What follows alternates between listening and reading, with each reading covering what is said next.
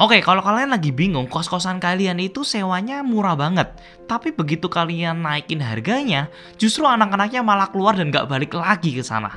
Nah, mau renovasi kamar untuk naikin value, tapi nggak tahu apa yang harus direnovasi dan apa yang krusial, tapi harganya murah supaya anak-anak itu bisa dinaikkan value-nya berkali-kali lipat. Gimana cara aku ngubah kamar yang dulunya harganya 300.000 menjadi 1,8 juta?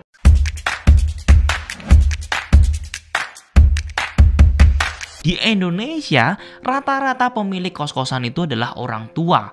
Which is orang tuanya ini tuh mungkin punya rumah yang peninggalan dari kakeknya lagi. Nah, ini yang akhirnya mengakibatkan harga sewa di kos-kosan itu juga jadi hancur-hancuran. Karena mereka ngerasa, aku punya rumah ini nggak kepakai, dari dulu juga nggak pernah digunain, yaudahlah yang penting ada orang aja yang nyewa. Nah, di sini akhirnya tuh menjadi masalah yang berkelanjutan.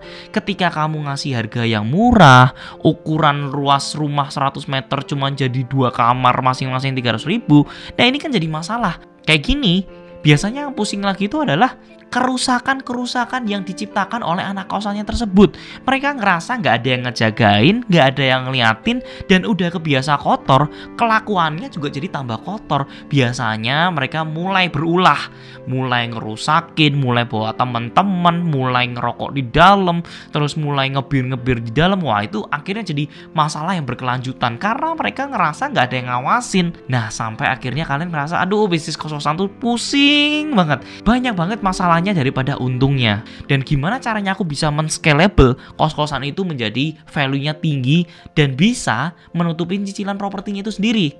Nah, sebenarnya ada 4 cara untuk kamu bisa meningkatkan value dari kos-kosan itu. Yang pertama yang harus kalian lakukan adalah renovasi dari keramiknya itu sendiri. Kebanyakan rata-rata itu mereka masih menggunakan keramik ukuran 40x40, which is ini membuat kos-kosannya itu jadi kelihatan murahan banget, kelihatan kayak nggak mewah. Dan ini sangat krusial ya. Yang paling kelihatan itu sebenarnya ada 2 hal. Yang pertama adalah cahaya, yang kedua adalah lantai. Jadi kalau misalkan lantai lobbynya itu pakai keramik 40x40, pasti jatuhnya tuh kayak, aduh, murahan banget sih ini hotel gitu loh. Kesan mewahnya tuh nggak ada. Nah, ini kalau kamu mau tambahin furniture di dalamnya itu juga percuma. Karena yang paling masalah itu adalah di lantai itu.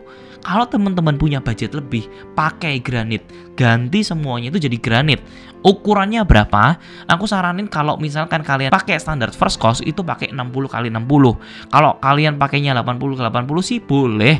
Cuman biasanya gini, kalau kalian pengen efisien, ukuran 80x80 itu bakal banyak potongannya, sehingga kalian sering kebuang duitnya. 80 bagus asalkan kalian berani bayar lebih mahal. Yang paling ideal sih menurutku tetap di 60x60 karena itu nggak akan motong biaya yang terlalu banyak. Itu akan memberikan dampak yang sangat signifikan terhadap value kos-kosan kalian itu sendiri. Nah, yang kedua itu adalah lighting. Pernah nggak sih kalian ngelihat ke toko-toko baju?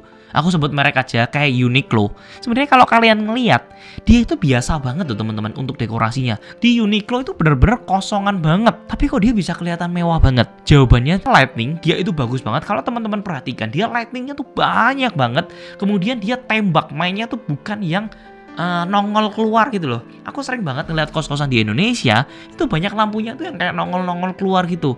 Karena kelihatannya kayak di tempat yang murah, bukan tempat-tempat yang mahal.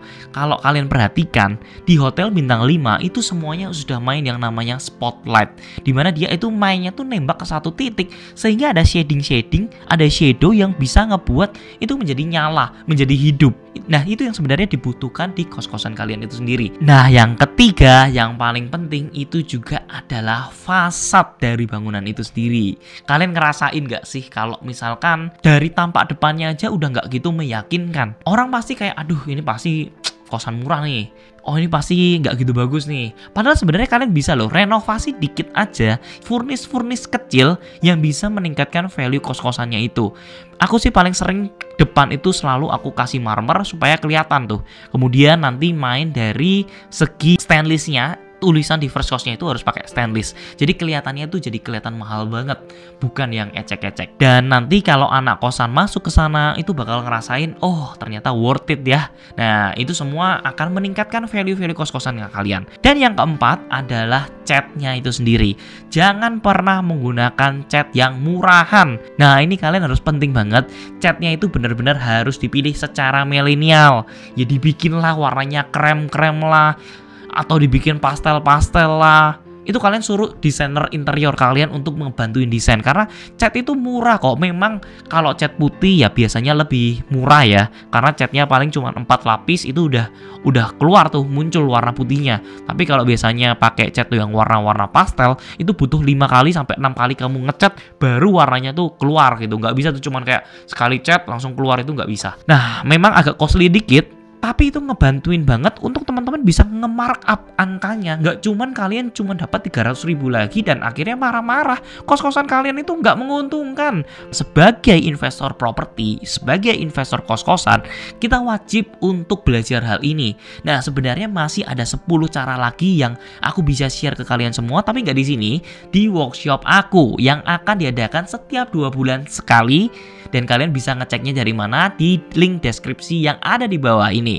Teman-teman, di sana kalian juga akan belajar ya tentang formula yang aku pakai untuk mengetahui satu rumah ini kira-kira bisa jadi berapa kamar. Aku udah tahu nih, kos eksklusif berdasarkan pengalamanku itu bisa dapat berapa kamar. Kemudian di dalam kos eksklusif itu harusnya dipasang apa aja supaya terbentuk tuh kata eksklusifnya itu. Dan kalian juga bisa dapat akses ke semua supplier yang first cost itu sendiri. So, teman-teman, seperti biasanya, semua akan investasi properti pada waktunya. Retire young, retire rich. Thank you for watching, and I'll see you in the next video, guys. See ya!